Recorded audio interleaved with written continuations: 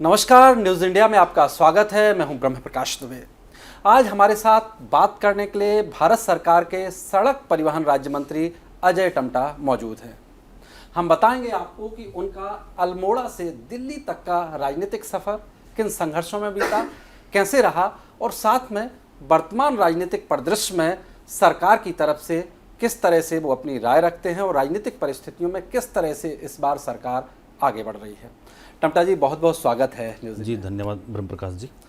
संसद का सत्र चल रहा है। जम्मू कश्मीर से आर्टिकल 370 हटाए 5 साल से ज़्यादा का वक्त बीत चुका है। आपकी सरकार ने बड़े बड़े मुद्दे हल किए। इस बार तीसरा कार्यकाल है एनडीए का, चुनौतियां कुछ ज़्यादा बढ़ गई हैं इस बार? नहीं, ऐसा नहीं है, क्योंकि पिछले 10 साल से भारतीय जनता पार्टी और नरेंद्र भाई मोदी जी की सरकार ने जो काम किए हैं जी, उस काम का विश्वास के साथ जनता ने प्यार भी दिया और आशीर्वाद भी दिया है। और इसलिए काम के साथ साथ देश का जो स्तर है, जीवन स्तर है, वो बहुत बड़ा सुधार इसमें 10 सालों में हुआ है। आम गरीब आदमी के जीवन शैली में और उसके जो रहन सहन था उसमें बहुत परिवर्तन आया है। जो वर्षों से लोकतंत्र के कारण से वो वर्षों से मांग करता था कि मैं मतदान करूंगा, मेरी जो आवश्यकताएं हैं उनको पूरा सरकार करेगी, तो उन सभी आवश्यकताओं को पूरा अगर किसी ने किया तो नरेंद्र भाई मोदी जी ने किया। और इसका परिणाम ये है कि एक गरीब आदमी जो शौचालय का सोचता था, घर के आंगन के नल का सोचता था, वो अगर कोई ऐसी समस्या उत्पन्न हो जाए तो उसको भी कहीं ना कहीं से उसको अन्न के रूप में उसको सरकार उसको सुविधा दे। उनके बहुत सारी योजनाओं को, जो कि एक आम आदमी के जीवन स्तर में सुधार है। बिजली वाले के घर में जिसको बिजली नहीं थी उसको बिजली चाहिए था, उसके बैंक के अंदर खाता होना चाहिए था, ईमानदारी से उसके खाते में पैसा आना चाहिए था। वो सारी एक आम गरीब व्यक्ति की समस्याओं के समाधान के साथ साथ इन 10 वर्षों के अंदर जितने भी सेक्टर हैं, जितने भी डिपार्टमेंट हैं, चाहे वो एग्रीकल्चर है, एजुकेशन है, चाहे रोड ट्रांसपोर्ट हाईवेज़ है, इसमें एक बहुत बड़ा अंतर देश के अंदर विकास में दिखा है। और इस विकास के कारण से जो अंतिम गांव भी थे वो भी इतने सालों तक नरेंद्र भाई मोदी जी का इंतज़ार कर रहे थे कि वहां तक सड़क पहुंचे। बिल्कुल बिल्कुल। और इसी का परिणाम है कि आज नॉर्थ ईस्ट के साथ साथ हिमाचल और उत्तराखंड में भी अंतिम गांव तक सड़क पहुंची है। टम्टा जी, मुझे प्रधानमंत्री जी के साथ कई देशों में जाने का सौभाग्य भी मिला है। जियो जो है एससीओ समिट और G20 समिट में, तो भारतीय जो वहाँ पर विदेशों में मौजूद है, ये बड़ी बात है कि वो कह रहे हैं कि हमें प्राउड फील होता है, हमारे पासपोर्ट की वैल्यू बढ़ गई है। इतना सब हुआ, आप भी बता रहे हैं, इतनी सारी स्कीम्स चल रही हैं, मुफ्त का राशन दिया जा रहा है, लेकिन क्या वजह रही कि इस बार उस तरह से साथ नहीं मिला? देखिए, मेरे को भी बहुत बार विदेश जाने का अवसर मिला और मैंने जो देखा कि पहले और अब में जिस प्रकार से हम लोगों के साथ व्यवहार होता था, बहुत ज़्यादा वैल्यू नहीं देते थे। वहाँ जाओ तो बड़ी लाइन लगा के रहना था। पहले उन्हें जो है अफ्रीकन कंट्रीज़ की श्रेणी में खड़ा करते थे, अब यूरोपियन की ये बदलाव आया है। बहुत सारा, मैं पूरे लगभग यूरोप गया और कई कंट्री में गया। मैं Austria, Germany, Macedonia, Bulgaria, Ethiopia, Djibouti, ये बहुत सारी जगह गया। तो मैंने देखा कि वहाँ बहुत सारा परिवर्तन, और कभी मैं सोचता नहीं था कि ऐसा परिवर्तन होगा। कि हम अपने देश में तो बहुत बड़े बन के रहते हैं, मगर जब दूसरे देश के अंदर जाते हैं तो अपने उस समय बहुत आत्म दर्द होता था कि भाई ये इस प्रकार से हमारे साथ क्यों व्यवहार करते हैं पहले। और आज जो है भारत बोलें, इंडिया बोलें, तो लोग बड़े गर्व के साथ, अच्छा ठीक है, तो बड़ी रिस्पेक्ट के साथ, मतलब एक हाथ से बढ़ा करके वो सीट तक बैठालते भी हैं और खुद वो सर्विस करते हैं कि भाई आप आइए। और फिर मोदी के बारे में पूछते हैं। फिर इसके बाद मोदी, तो उनका कहना क्या अर्थ रहता है कि आप, अच्छा वो इंडिया मोदी, तो ऐसा एक है। तो एक ये बड़ा चेंज आया है और ये चेंज अपने आप में बहुत भारतीयों को, जो भारत में रहे उनके लिए भी गर्व का, और जो भारत से अन्य देशों में रहे उनके लिए भी गर्व है। ये G20 की बैठक ने भी एक बहुत ऐतिहासिक देश के अंदर एक कीर्तिमान स्थापित कराया है। पूरे देश दुनिया के अंदर भारत में भी ऐसी बैठकें हो सकती हैं, और वो भी एक जगह नहीं, मतलब कई, हर राज्य के अंदर एक एक दो राज्य के अंदर दो बैठकें भी हुई हैं। मेरे राज्य में भी 2 बैठकें हुई हैं। और ख़ास तौर पर जो प्रधानमंत्री जी के मार्गदर्शन में हर राज्य का अपना जो मिलट्स है, उसका भोजन देना। नहीं तो लोग कहते थे कि ये तो गरीबों का अनाज है, बिल्कुल, उसकी और ब्रांडिंग हुई। उसकी वैल्यू नहीं होती थी। तो आज माननीय प्रधानमंत्री जी के कारण से मेरे भी जो मेरे हाई अल्टीट्यूड के गांव में अनाज होता था, हम लोग कहते थे कि अरे ये मोटा अनाज कब तक खाएंगे। आज हमको लगता है कि यार ये मोटा अनाज हमारी ताकत है, हमारी ताकत नहीं है। लोग अब तो उसको इतने बढ़िया तरीके से उसकी मार्केटिंग हो रही है, तो ये देश दुनिया के अंदर पूरे भारतीयों को भी जा रहा है, अब विदेशों तक इसकी मार्केटिंग। बिल्कुल, वही मैं कह रहा हूँ कि इतनी सारी चीज़ें हुई, फिर भी उतना जनता का साथ नहीं मिला, सीटें कमाई, अखरता है कहीं ना कहीं ये बात। देखिए, सीटों के पीछे कारण क्या होता है कि बहुत सारे कारण होते हैं। कुछ चीज़ें क्या होता है, जब हम आवश्यकताएं पूरी होती जाती हैं और धीरे धीरे धीरे करके आवश्यकताओं के साथ साथ उम्मीदें बढ़ती हैं। उम्मीदें बढ़ जाती हैं, फिर स्वार्थ भी आते हैं। बहुत सारे चीज़ों के होने के साथ साथ कहीं कहीं का क्या होता है कि मेरे वहीं है कि मैं ये कहता हूँ कि मैं ग्राम पंचायत तक रोड दिया, प्रधानमंत्री ग्राम सड़क योजना। अब ग्राम पंचायत के अपने पंचायत घर तक और स्कूल तक अगर रोड पहुँच गई, मगर तोक मेरे 4 किलोमीटर, 5 किलोमीटर, 3 किलोमीटर ऐसे दूर दूर होते हैं कि अगर एक तोक में अगर रोड चले भी गई, क्योंकि रोड कहीं ना कहीं किसी तोक से जाएगी, किसी छोटे गांव से जाएगी, ग्राम पंचायत वही है, मगर वो 3 गांव की नाराज़गी इस कारण से रहती है कि यार देखो, नीचे वाले सांसद जी ने नीचे वाले गांव को तो जोड़ दिया, मेरे गांव छोड़ दिए। तो इसका भी थोड़ा नाराज़गी होती है, क्योंकि ये सब चीज़ें रहती हैं। मगर अब भगवान को अच्छा है कि प्रधानमंत्री जी ने इस बार के बजट में PMGSY के बजट में इस तरीके का कि जो नए गांव और हैं उनको जोड़ने का जो अब नया सिलसिला चला है, इसका लाभ हमको आने वाले समय के अंदर मिलेगा। और इसलिए क्या है कि बहुत सारी सीटें कई जगह पर क्षेत्रवाद हो जाता है, कई जगह पर बहुत सारे कारण ऐसे रहते हैं जो राजनीति से भी अलग होते हैं, जो कहना चाहिए कि आज जो हमारे समाज को कुछ लोग सामने वाले बांटने का भी प्रयास कर देते हैं, उसका भी नुकसान हमको लेकिन होता है। अब विपक्ष बहुत मजबूत है संसद में, तो आपके जो और बड़े मुद्दे हैं जैसे समान नागरिक संहिता का है, तो लगता है आप लोगों को चुनौती बढ़ गई, अब कैसे आगे ले जा पाएंगे? देखिए, जिस प्रकार से हमने जनसंघ से लेकर के भारतीय जनता पार्टी तक और भारतीय जनता पार्टी से आज तक जिन मुद्दों को लेकर के, जिन आइडियोलॉजी को लेकर के हम लोगों ने काम किया था, तो उसमें एक बहुत बड़ा जो कि 500-600 साल पुराना मुद्दा प्रभु राम का मंदिर का था। आज हम सब लोग बहुत सौभाग्यशाली हैं कि प्रधानमंत्री जी के मार्गदर्शन में प्रभु राम का भव्य और दिव्य मंदिर अयोध्या के अंदर जो बन के तैयार हुआ है, सबके लिए दर्शन खुले हैं। हम कहते थे कि भाई एक देश है, एक विधान होना चाहिए, एक संविधान होना चाहिए।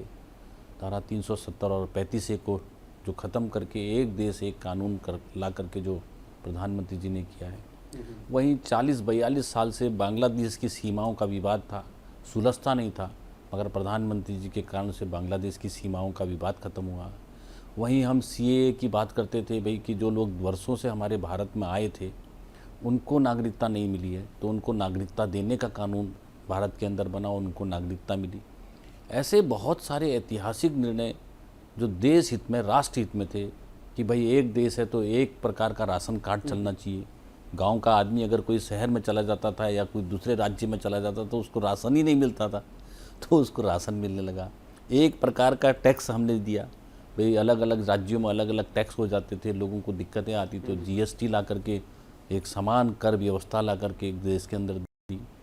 तो ऐसे करने के साथ साथ आज कौन सोचता है, मैं तो कभी कभी सोचता हूँ कि मैं तो उत्तराखंड का रहने वाला हूँ, जहाँ एक गांव को पानी की योजना ले जाने के लिए भी करीब 25 किलोमीटर पाइपलाइन बिछाएंगे तब जाके गांव में पानी पहुँचेगा। उसको भी पानी को लिफ्ट करना पड़ेगा, पानी पहले नदी से ऊपर चढ़ाया जाएगा, जब मेन टैंक में जाएगा वो अलग एक समस्या है।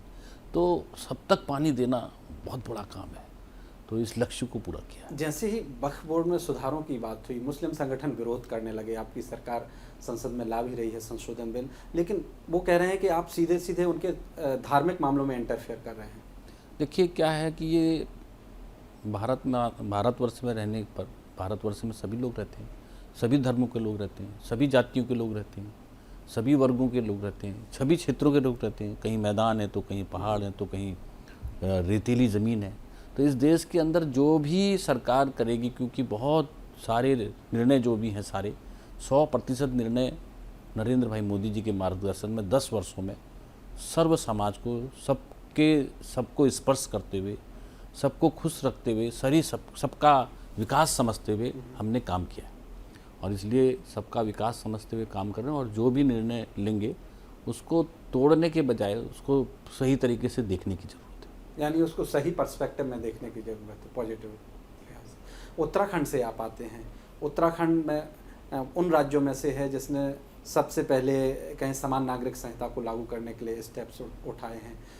और उत्तराखंड में आबादी हालांकि मुस्लिम्स की ज़्यादा नहीं है, लेकिन जिस तरह से आपने भी देखे विजुअल, कई ऐसे इलाके हैं जहां मज़ारें बनती हैं, अवैध रूप से इंक्रोचमेंट होता है। तो ये उत्तराखंड में आपके पहाड़ी राज्य में ये चुनौती बढ़ रही है, आपको लगता है? ये ठीक बात है कि उत्तराखंड राज्य के अंदर जितनी ज़मीन है उसमें करीब 85% जो जगह है वो फॉरेस्ट है। 15% की ज़मीन में ही लोग रहते हैं, उस 15% की ज़मीन के अंदर ही खेती करते हैं और इसलिए बहुत कम लोगों के पास बहुत कम ज़मीनें होती हैं और इसलिए जो बाहर से लोग आते हैं तो फिर वो फॉरेस्ट एरिया में ही चले जाते हैं और धीरे धीरे करके फिर वो बसावट शुरू होती है। उसका नुकसान फॉरेस्ट को भी होता है और फॉरेस्ट से हमारी जो स्प्रिंग सेंचुरी, जो पानी भूमिगत जल निकलता है, उस जल को भी नुकसान होता है। उससे फिर हमारा जो है पानी का स्तर बहुत नीचे चले जाता है और इसलिए जंगल हमारा पानी की ताकत है, जो हमारा ग्रेविटी का पानी आता है। एक तो हम पानी को खींचते हैं जमीन नदी से, एक ग्रेविटी का जो नेचुरल पानी है वो भी स्रोत हमारे सूखने लगे हैं और उसके पीछे कारण ये है कि जंगलों के अंदर कहीं ना कहीं अनाधिकृत प्रकार से कब्जा हो रहा है। तो सरकार ने पहला राज्य मेरा, मैं सौभाग्यशाली हूँ, मेरे मुख्यमंत्री जी का बहुत धन्यवाद है कि उन्होंने समान नागरिक संहिता लागू करा करके उसमें महामहिम राष्ट्रपति जी का भी उसमें पत्र है। तो इसलिए अपने आप में ये एक अच्छी पहल है और ये पहल होनी चाहिए। आप पिछले सरकार में भी कपड़ा राज्य मंत्री के तौर पर रहे, वो भी अनुभव है। अब परिवहन राज्य मंत्री हैं।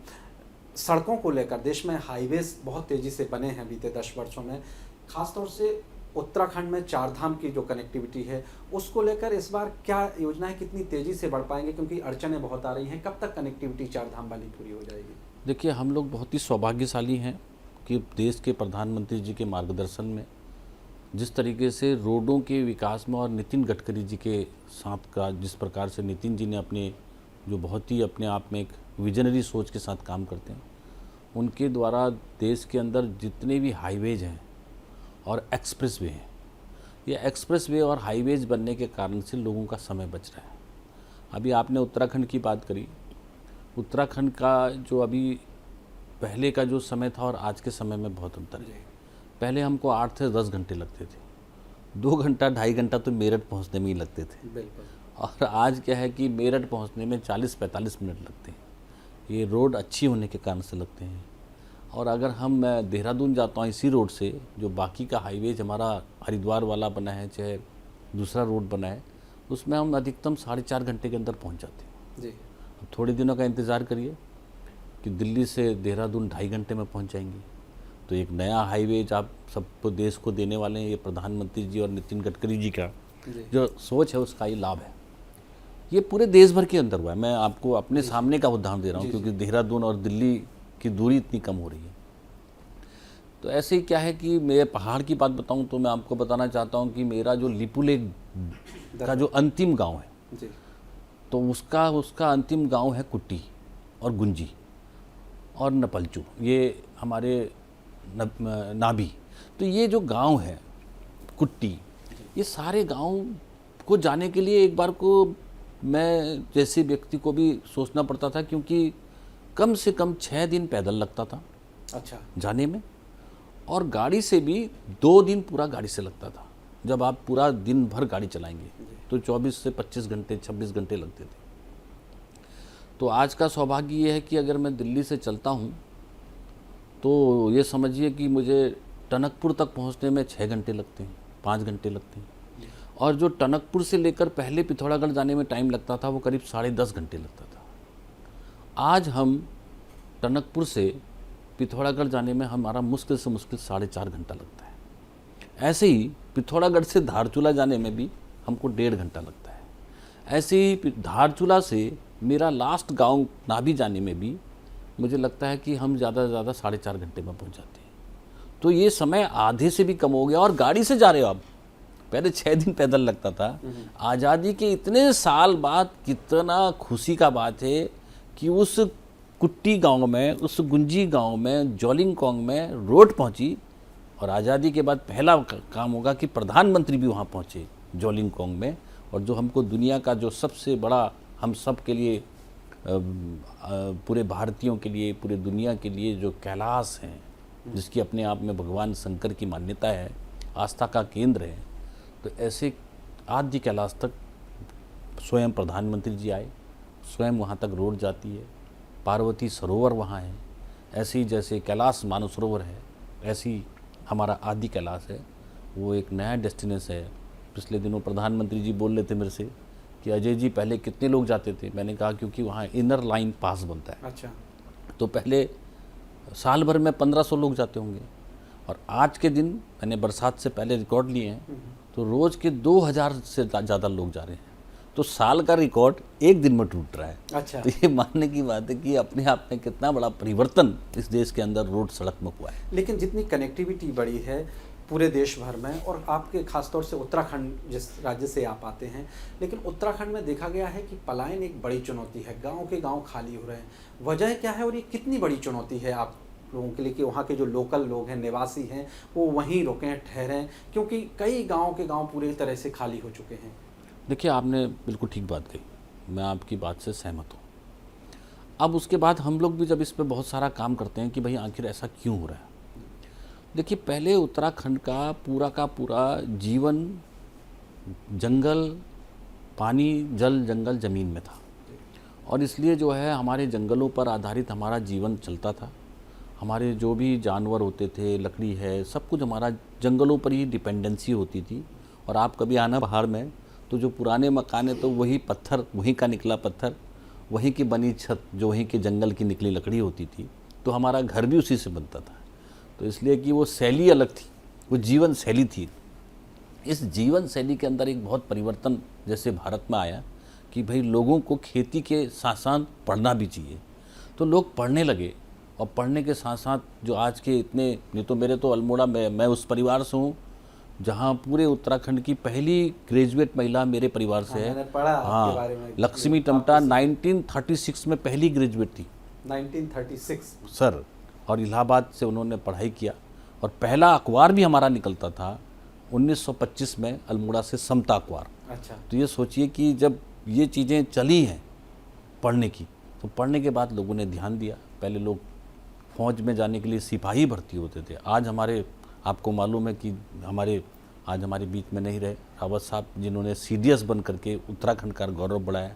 तो ऐसे बहुत सारे लोग, ये इसलिए है कि भाई ये जब घर से निकले, पढ़े और आगे बढ़े। तो आज हमारे, आपका भी फौज में जाने का सपना था या राजनीति में आने नहीं, की? मैं फौजी क्षेत्र से, मैं फौजियों में बहुत प्यार करता हूँ। मेरे घर के अंदर भी फौजी हैं, मेरे परिवार में भी फौजी हैं। अब मेरी किस्मत नहीं जा पाई उधर को, मेरी किस्मत इधर ले आई है, तो फिलहाल अच्छा है। मगर इसलिए मैं कहना चाहता हूँ कि हमारे यहाँ कॉलेज खुले, स्कूल खुले, अच्छे। आप देखिए, नैनीताल में इतने अच्छे स्कूल खुले, देहरादून में इतने अच्छे स्कूल खुले, तो पढ़ाई का स्तर बढ़ा। और पढ़ाई का स्तर जहाँ बढ़ता है तो उसके अनुसार उसको जॉब वहाँ नहीं मिल पाती, चाहे वो इंजीनियर है, डॉक्टर है, वैज्ञानिक है। तो ऐसे लोगों को घर से बाहर ही निकलना पड़ा। आज मेरे जितने भी बच्चे काम करते हैं वो नोएडा में हैं, बेंगलोर में हैं, गुड़गांव में हैं, जो बड़े बड़े MNCs में काम करते हैं, बड़े अच्छे हैं। डॉक्टर हमारे, अच्छा है कि डॉक्टर हमारे वापस आ रहे हैं, क्योंकि डॉक्टरों को हम लोग रोज़गार वहीं मिल जा रहा है कि वहीं हॉस्पिटल है, वहीं मेडिकल कॉलेज है, वो बच्चे वापस आ रहे हैं। तो इसलिए हमने बहुत सारा अध्ययन किया है कि हमारे बच्चे वापस आएँ। तो इसके लिए हम लोग एक विचार कर रहे हैं कि एक IT हब के रूप में, क्योंकि हमारी क्लाइमेट इतनी अच्छी है, हमारी कनेक्टिविटी भी बहुत अच्छी है कि रेल कनेक्टिविटी है, एयर कनेक्टिविटी है, तो IT को हमको प्रमोट करके जो बच्चे बाहर भी जाते हैं वो भी अपने राज्य के अंदर काम करें। ऐसे ही हम, जो हमारा ये टूरिज़्म सेक्टर है, आपने बोला कि भाई इसके लिए आप क्या कर रहे हैं, तो हमने टूरिज़्म सेक्टर को बहुत डेवलप किया है। और हमने पिछले दिनों जो कारोबार करने वाले लोग हैं उनके लिए भी बिज़नेस इवेंट हमने लगाया था, करा था, प्रधानमंत्री जी भी आए थे, और उसका भी इन्वेस्टमेंट बहुत बड़ी मात्रा में हमारे यहाँ हो रहा है। हमारे यहाँ हॉर्टिकल्चर को हम लोग बहुत प्रमोट कर रहे हैं। हॉर्टिकल्चर है, जड़ी बूटी है, हब्स हैं, इस पे बहुत काम हो रहा है। और बेमौसमी कैश क्रॉप पे बहुत ऐसा है कि बहुत बड़ा रोजगार मिलने की संभावना है। तो इन सबसे लगता है आपको कि पलायन रुकेगा? ये हमको कहीं ना कहीं से इससे प्रेरणा लेनी पड़ेगी, पलायन रुकेगा। हिमाचल में आप देखिए कहाँ पलायन है। हाँ, हिमाचल में तो हिमाचल मेरा ही जैसा राज्य है, तो हिमाचल के अंदर भी जो है फ्रूट्स का बहुत बड़ा, एप्पल का तो किंग है। तो आज जो है हिमाचल हमारा जैसा राज्य है, तो हमारी सेम क्लाइमेट है और उसका लाभ हम लोग लेंगे, क्योंकि आप पढ़े लिखे बच्चे भी होम स्टे कर रहे हैं, पढ़े लिखे बच्चे भी ऑर्चर्ड बना रहे हैं फलों के, पढ़े लिखे बच्चे भी ब्रोकली, मटर, इस तरीके की बेमौसमी सब्जियों का काम कर रहे हैं। तो और आज उनको मैं देखता हूँ कि उनके पास जो टूरिस्ट है, वो टूरिस्ट भी उसी नेचर का आ रहा है, बड़े बड़े होटल में रहने के लिए नहीं आ रहा है, वो कहीं घर में घर का और गांव का कल्चर देखने भी आ रहा है। तो टूरिस्ट का मूड भी चेंज हुआ है। तो इसलिए, और मेरे यहाँ तो ईश्वर की कृपा है, आपने बोला भी था कि आप 4 धाम के लिए जो रोड बना रहे हैं, मेरी रोड का काम लगभग पूरा हुआ है। इस बरसात में भी हमने कल रिव्यू लिया, आज प्रधानमंत्री भी आया हूँ केदारनाथ, जी हाँ जी, आप गए हैं। तो अभी हम आज बैठे भी थे, अभी हम नितिन जी के साथ 5 सांसद बैठे थे। तो आज नितिन जी ने भी वही चिंता की है कि इस रोडों को आप कैसे अच्छा और बना सकते हो, तो आप सोच करके प्लानिंग कर ये बताइए और मंत्रालय उस पर विचार करें। तो ये एक अच्छा है कि हमारे पास 4 धाम भी है और हमारे पास तीर्थ यात्री भी है। अब नया धाम कैलाश मानसरोवर धाम, जागेश्वर धाम, नंदा देवी धाम, ऐसे पूर्णागिरी धाम, ऐसे धामों की अब श्रृंखला हमारे वहाँ है, उसका लाभ हमें मिलेगा। इसलिए पलायन धीरे धीरे रुकेगा, डेवलपमेंट और तेज गति से होगा। अजय टम्टा जी, अब जैसा मैंने कहा कि अल्मोड़ा से दिल्ली तक का सफ़र कितना चुनौती भरा रहा, या आप इंसिडेंटल इधर चले आए या फिर कहीं और जाना था, या आज लग रहा है कि कुछ ऐसी चीज़ जो आप नहीं कर पाए या संतुष्ट हैं कि जी मुझे जो करना था वो किया है? देखिए, आपने बड़ा प्रश्न पूछा है तो मुझे जवाब भी देना चाहिए। मैं वैसे राजनीतिक परिवार का व्यक्ति नहीं हूँ। मेरे पिताजी भी ऑफिसर रहे, मेरी माताजी भी शुरू में जॉब में थी, फिर पिताजी ने छुड़वा दिया, और मेरे घर में कोई भी व्यक्ति पॉलिटिकल नहीं है।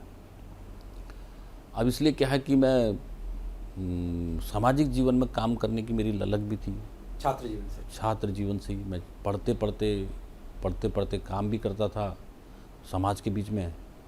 मेरा तो सिलेक्शन भी हो गया था।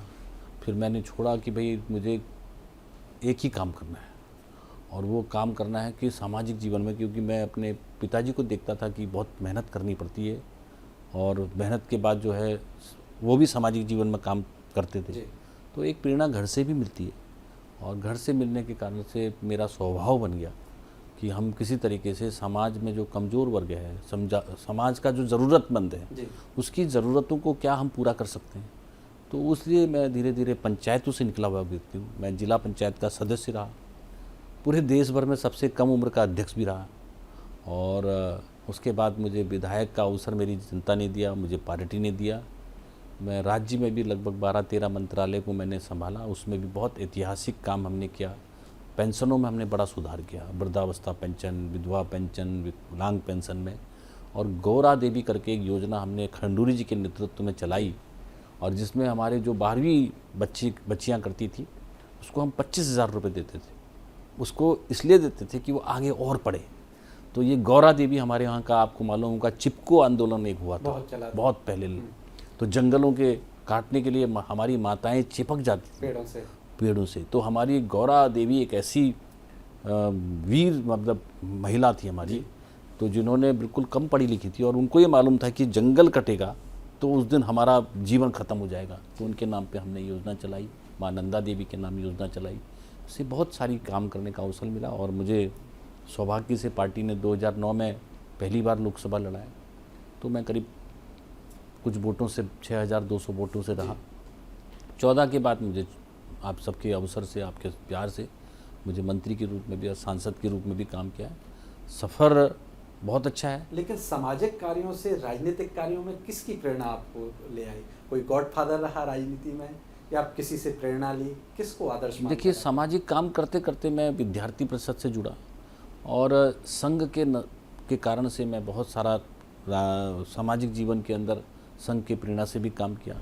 फिर मैं भारतीय जनता पार्टी में विभिन्न पदों में रहा, तो बहुत सारे लोग मेरे साथ में रहे, मेरे बहुत सारे लोग प्रेरणा भी बने।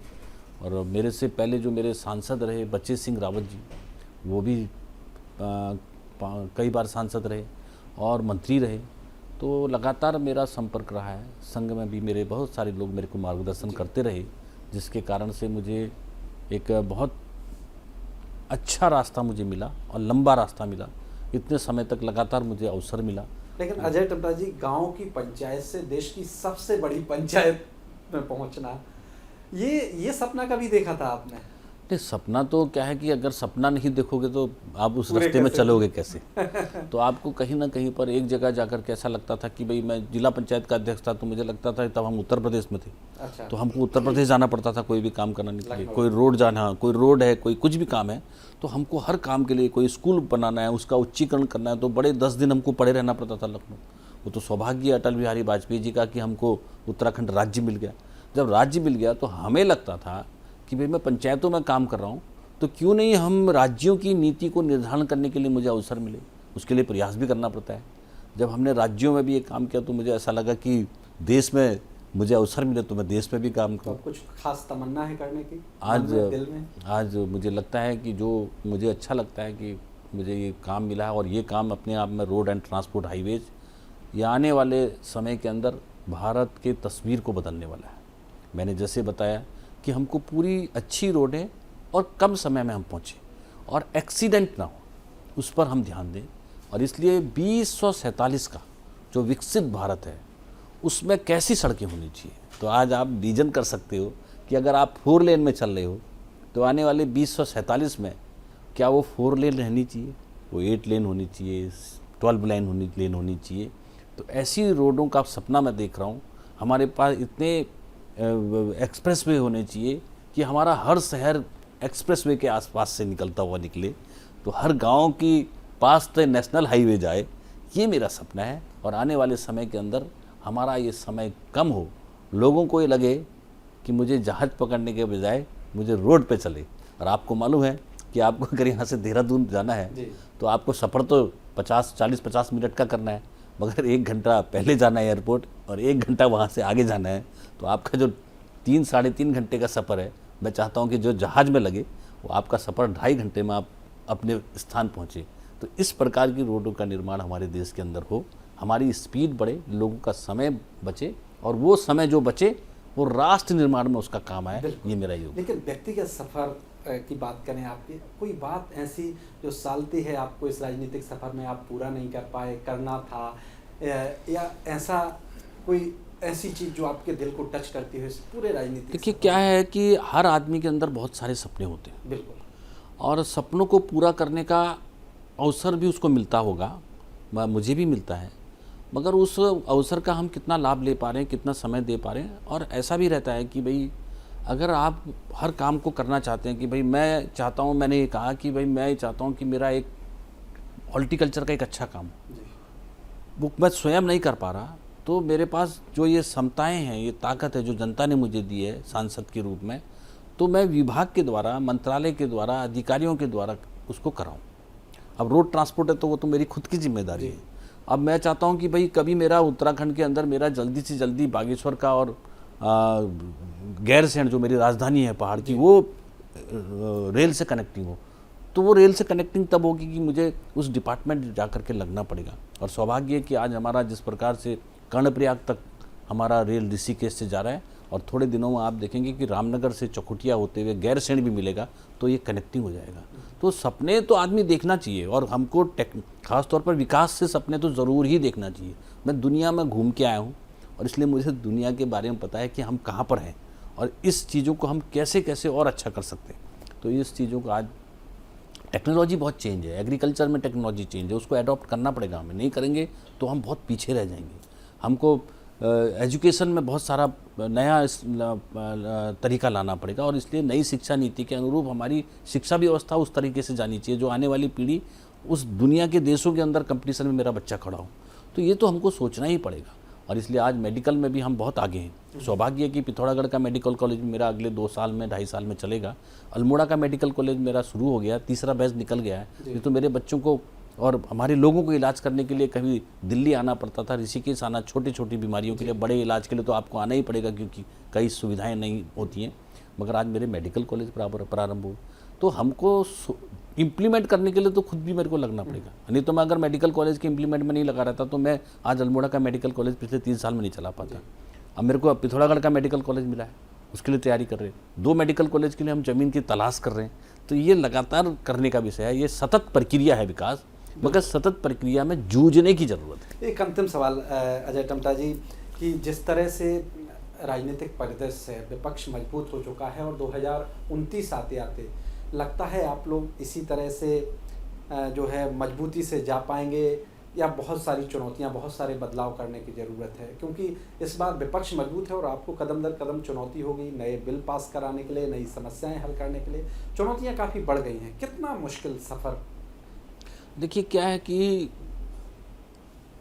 हमारी सरकार 2014 से, और प्रधानमंत्री जी के विजनरी सोच और जिस प्रकार से नए भारत के कॉन्सेप्ट को लेकर के अमृत काल की तरफ हम जा रहे हैं। अब विपक्ष भी समझता है कि इस बात को समझना चाहिए, और नहीं समझता है तो मैं समझता हूँ कि उनके भी बहुत सारे नए सांसद आए हैं और वो लोग भी समझेंगे कि यार हमको अपना पहले देश प्रमुख है, और जो भी काम हम कर रहे हैं वो राष्ट्र को आगे बढ़ाने के लिए कर रहे हैं। हमने हमेशा राष्ट्र का गौरव बढ़ाया है। कहाँ 11वें 12वें पायदान से भारत की अर्थव्यवस्था को 5वीं अर्थव्यवस्था बनाई है। आने वाले समय में विपक्ष भी इस बात को जानता है कि वास्तव में जिस दिशा में हम चल रहे हैं, हमारी अर्थव्यवस्था जिस तेज़ी के साथ बढ़ रही है, हम तीसरी अर्थव्यवस्था में आ रहे हैं। यानी 29 तक बहुत सारी चीज़ें होंगी आपको बताने की, बहुत ज़्यादा चीज़ें होंगी और बहुत बड़ा चेंज होगा इस देश के अंदर, कि लोगों का जो विदेशियों का नज़रिया है और जो विदेश जाने की ललक है वो अब बहुत चेंज होगी। सारी दुनिया भारत को टकटकी लगा कर देख रही है, और जिस प्रकार का माहौल है और जिस प्रकार से जितनी क्षमताएँ हमारे पास हैं, 140 करोड़ जनता की ताकत है हमारे सामने। ये ताकत एक साथ अगर राष्ट्र निर्माण को और शक्तिशाली बनाने में लगी तो हम बहुत आगे जाएंगे। आज हम देखिए डिफेंस सेक्टर में कितने आगे हैं। टेक्नोलॉजी में जिस देश में एक मोबाइल नहीं बनता था, आज हमारे पास 100 से ज़्यादा कंपनियां हैं। आने वाले समय के अंदर चिप निर्माण के कार्यक्रम इधर होंगे। टेक्नोलॉजी बहुत ज़्यादा तेज होगी। आज हमारी जो नए प्रकार के हमने सीड्स पे, जो नए सीड्स हैं खेती करने के लिए, उस पर हमारा बहुत अध्ययन चल रहा है। हमारी सिंचाई के हमने नए चीज़ें सीख ली हैं। हमने बहुत सारी, आज हमारी सोलर का इतना बड़ा सिस्टम है कि हमारा पूरा सिस्टम ही बदल गया। हम ई-रिक्शा से लेकर के बस तक आ गए हैं। कितनी बड़ा चेंज है ये। चेंज हमारा आने वाले समय के अंदर, मैं कहता था कि मेरे 100% हमने अपने उत्तराखंड राज्य को जो है बिजली से रेलवे को बिजली से जोड़ दिया, विद्युतीकरण कर दिया। बहुत चेंज है। बहुत बहुत धन्यवाद हमसे बात करने के लिए। तो अगले प्रोग्राम में फिर मिलेंगे किसी नई शख्सियत के साथ। धन्यवाद।